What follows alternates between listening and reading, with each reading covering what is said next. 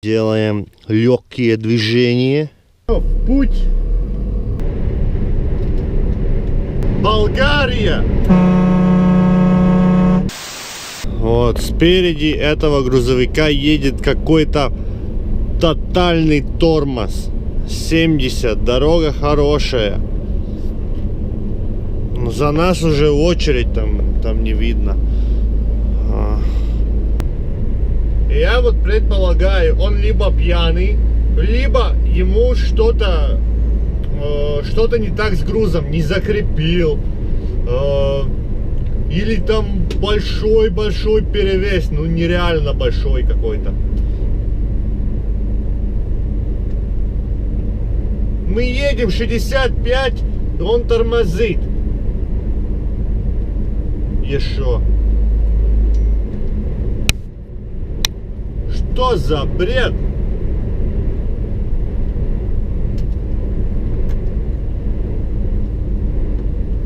Так, спереди машина ушла. Сейчас только мне как-то его обгонять надо. Став то брemžu pedāli, iebāzīšu.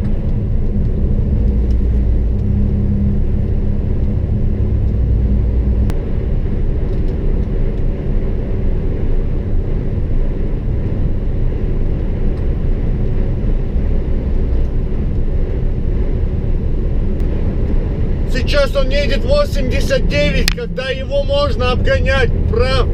Эй, тут.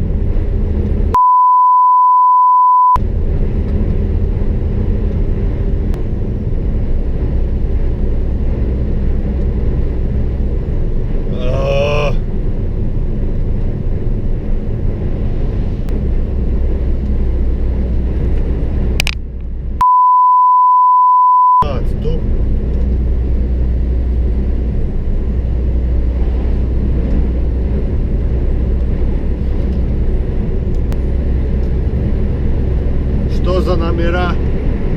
Болгария!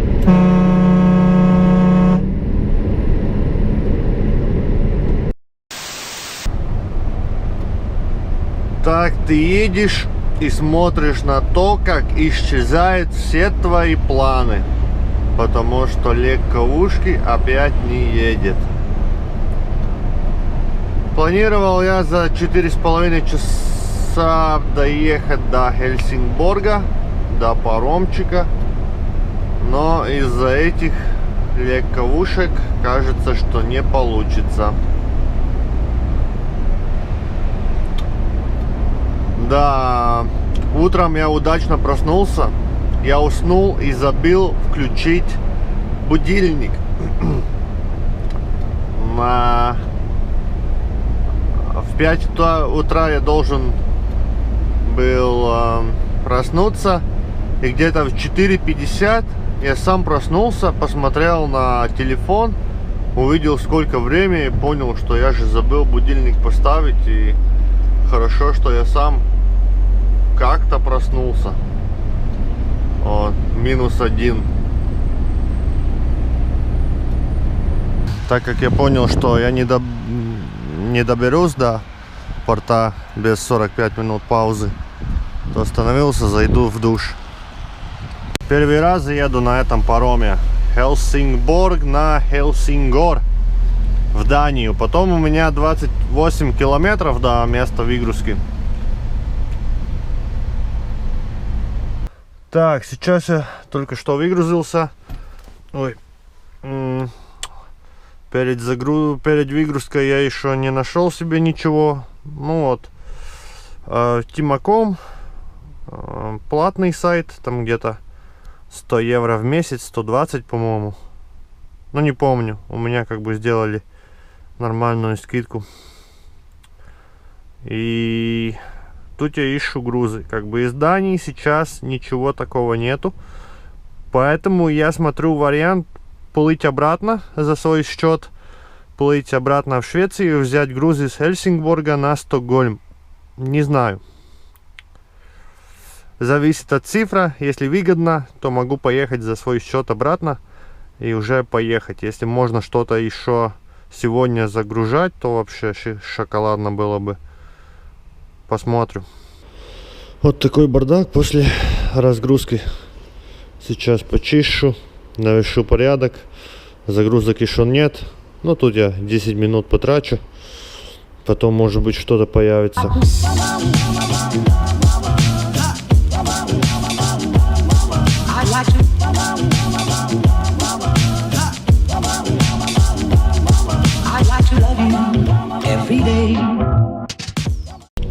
Отправляюсь в Хельсингборг.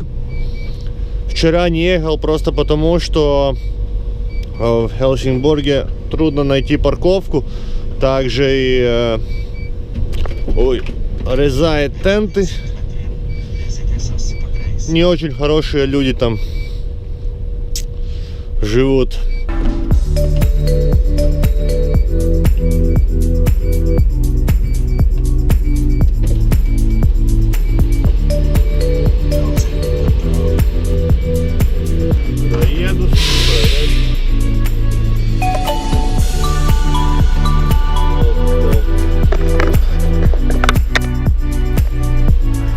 У одного водителя не получилось найти адрес, так что хорошо, что у меня есть время и интернет, чтобы найти и посмотреть. А то, когда я сам езжу, это очень трудно все эти дела сделать. Мне еще надо посмотреть, я как понимаю, несколько платежей компания не делает. Две грузы по Балтии не оплачены, непонятно зачем. Компания не отвечает на звонки, не знаю даже, что делать.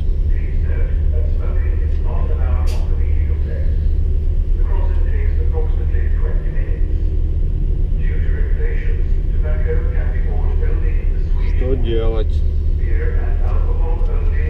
Логисты, интересно, так сказали. Ну, водитель там должен помогать с загрузкой.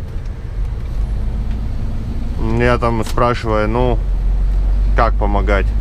Ну, там, помогать там и так далее. Там просто некоторые раз там жалуются водители. Ну, знаете, есть такие, это самые большие профессионалы, кто ничего другого не делает, как только едет. Все, что касается загрузкой, помощи, у них как бы, ой, проблема большая, я же водитель, не грузчик и так далее. Но это обычно у самых этих профессионалов, которые хотят очень большую зарплату и не делать нифига. У них всегда какие-то проблемы найдется. Да. Ну, я им спрашиваю, а что именно там? А ну с рохлой грузить. Я ему говорю, так и скажи, что надо самому загружать эти палеты с рохлой. Зачем там сказать, там помогать? Конечно, это не помощь, просто самому надо загружать и все. Зачем там надо через цветов говорить?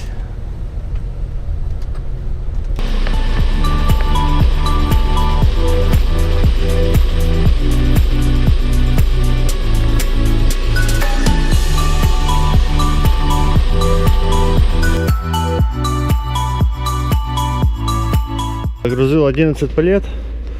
Ну так они стоит. Не можно так по парочкой нормально загружать.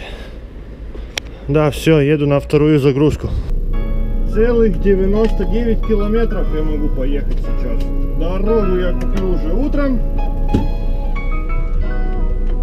Все, в путь. Так, там я не смогу нормально повернуть. Поеду вот так. Постараюсь ответить на каких-то вопросов, которые многие задают в YouTube. Самое первое, что мне как бы уже надоело, спрашивает, под какой экспедицией, какие у тебя клиенты, либо что-то такое. Но это глупой вопрос. вы понимаете, что это бизнес, поэтому я не показываю города, я не показываю каких-то названий фирм, потому что я стараюсь как бы,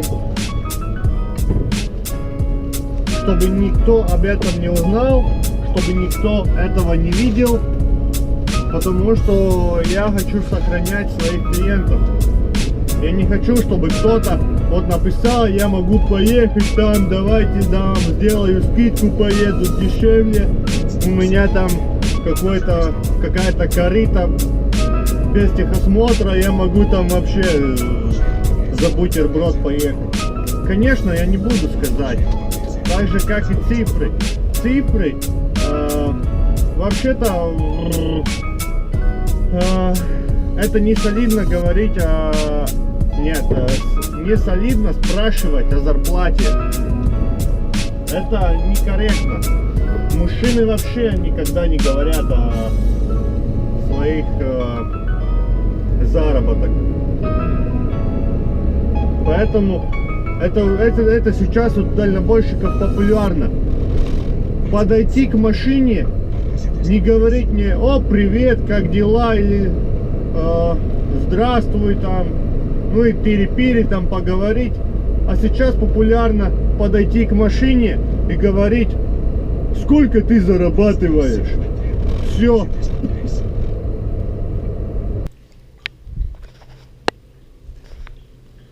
Ну что, душ стоил 4 евро. Довольно дорого за такой душ. Не очень стерильно, не очень все красиво. Это дорого, 4 евро для душа. Ну что, я остановился. Сколько получилось? Остановился где-то 90 километров от места разгрузки. Не ехал до конца просто потому, что в Стокгольме очень часто сливает топливо и портят тенты, то есть резает Nike. Сегодня все нормально. Проехал не знаю сколько километров, ну где-то 500. Ехал медленно, 82, 83. Снизил расход. Что еще? У меня странное дело, у меня как бы сейчас только вот чувствую, что нету энергии, но я уже 2 дня не ел ничего. Знаю, где пропал аппетит, но вообще не хочется кушать. Сделаю big lunch. Попробую что-то покушать, но особо мне не хочется. Не знаю, с чем это связано. Может быть, с стрессом, не знаю. Просто сегодня еле-еле нашел груз для синего тагашки. Он в Дании разгрузился, завтра в Дании загрузится. Вот такие всякие моменты. У одного то проблемы, у одного такие проблемы. Вот, зашел в душ, а тут у меня сразу звонки, несколько звонков. Там был лимит по времени. Где-то 10 минут, что ли. Вот. Помылся чуть-чуть, сразу начинает звонить. Один звонок. Потом опять, но знаете как, если 2 раза подряд звонит, то что-то должно случиться. Но знаете как, вышел из душа, звонил обратно, просто водитель захотел сказать, что он загрузился. Не знаю, зачем смс-ку просто не можно прислать. Зачем надо 2 раза подряд звонить, не знаю, но да, потом обратно в душ. Ну, где-то 2 минуты я потерял. Вот так. Завтра разгружусь, опять стресс, потому что у меня такое чувство, что не так уже быстро все будет. Но посмотрим. Может быть, все будет нормально. Мне просто кажется, что не быстро будет, потому что уже логист как бы сказал, что они начинают работать от 7, но обычно где-то в 10 так. То есть в 10, наверное, они начнут, по-моему. 10 у меня уже не годится, потому что я не успеваю приехать на загрузку в Латвии. Если я буду ехать пустым домой, то это будет не так уже выгодно. А так в целом, если я завтра загружусь, успею на паром вечером, тогда это будет довольно-таки хороший рейс. Хорошо я заработал. Хотел я вам показать инструкцию, как сделать Big Lunch. Если время у тебя нету и желаний также, Big Lunch тебе помогает. Вот. Таким специнструментом мы открываем все пачки, которые там есть. Вот. Ой, я уже чувствую, как вкусно. Тут горячая вода. И внимательно заливаем сюда. И потом у нас будет магия. Вы не поверите. Вот. Надо. Сделаем легкие движения.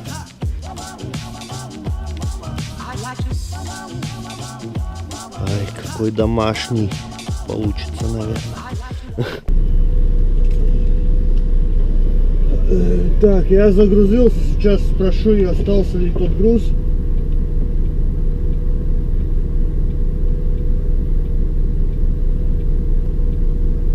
Спрошу, остался ли тот груз.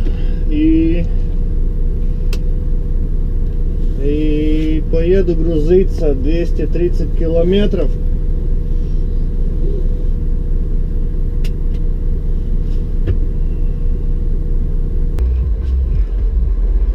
Остановился на 15 минут покушать.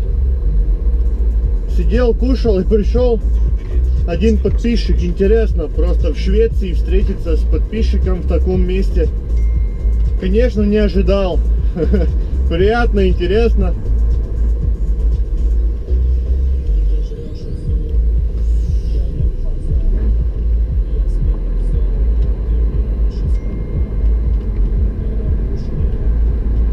Что я могу сказать еще про утро? Утром я так быстро разгрузился только потому, что я грузил сам.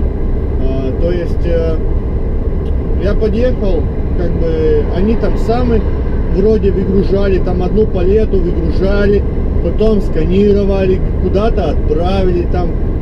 Ну, короче, если в таком стиле, тогда я был бы пустым только в 11 где-то. Это уже никак не годится. Тогда я не успел загрузиться. Там вообще кошмар был бы. Так что я спросил Рохлу и спросил, могу ли я сам выгружать все. По-быстрому я где-то за полчаса все выгрузил. Ну там, короче, я там пару палетов как бы из пару палетов я снял какие-то коробки, положил где-то там, где-то как-то, чтобы все сложить нормально. Ну и разумеется, эти палеты мне надо было сделать все обратно. Вот за полчасика быстренько выгрузился и уже поехал. То есть да, а некоторые раз с водителями проблема. И говорит, что они лучше будут сидеть в кабине, потому что зарплата же идет за сутки. Интереса никакого нету. Ну, Я, конечно, не про всех говорю, но очень часто встречается вот такой вариант. Интереса нету, и потом ты ломаешь голову, зачем он так долго выгружается, потому что интереса нету. У грузчиков тоже интереса нету. Никакого интереса абсолютно. Хорошо, что я здесь уже был, просто тут простому человеку очень трудно разобраться, потому что там были ворота, а там упаковки досков стояли как бы. Но если я приехал сюда первый раз, я думал, что там надо ехать. Потому что там просто ты стоишь и видишь, что там направо есть эти упаковки, а тут прямо где какие-то заводы и так далее. Но ты не знаешь, что там дальше. Конечно, сейчас, когда ты проезжаешь, ты уже видишь, что как тут все, что ты все-таки едешь на правильном направлении.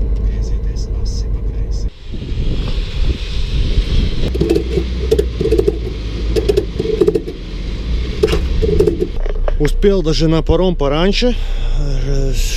Сегодня 2 паромы уходят. Я как бы думал на последний, но там разница 2 часа где-то. Но я успел на этом нормально. Уже 2 знакомых встречал. Вот так, тут код надо. Рейс закончился. Оставляю машину в парковке. И потом уже в понедельник будет доставка. Посмотрим, что дальше с этим маном в понедельник будет.